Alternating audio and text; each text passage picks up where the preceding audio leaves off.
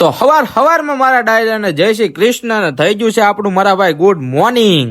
રાતના હુવામાં વાગી ગયા હતા 2-3 અને એટલે આપણે ભાઈ મોડા જાગી ગયા છે. જાગીને મોટું ધોઈને થઈ ગયા ફ્રેશ. અને મારા ઘરે હાલે છે ભાઈ કલર નું કામ, એટલે કે કલર કામ. અને હું જોવા વયો ગયો મારા રૂમમાં મારું કલર કામ જોયું તો બહુ બરોબર જ થઈ ગયું હતું. આમ તો કલર કામ તો બેસ્ટ જ થતું હતું ભાઈ. સવારમાં થોડું કલર કામ પતાવી દીધું તો મમ્મી હાથ પાડી દીધો કે ચા નો નાસ્તો થઈ ગયો છે ભાઈ, વી આવજો ચા નો નાસ્તો કરવા કે નાસ્તાની ચા કરવા, બે એક જ થાય છે બરોબર છે. અને આપણે લાગી હતી સવારમાં ભૂખ એટલે બે ગયા ચા નાસ્તો કરવા. પછી આવી ગયો આપણો વારો કે ધોળા કલર નો સૂનો પલાળવાનો હતો, પલાળેલો સૂનો મિક્સ કરવાનો હતો, પતરા ઉપર છાંટવાનો હતો. આટલું બધું સાંભળતા મારા પગના નીચેથી જમીન હરકી ગઈ.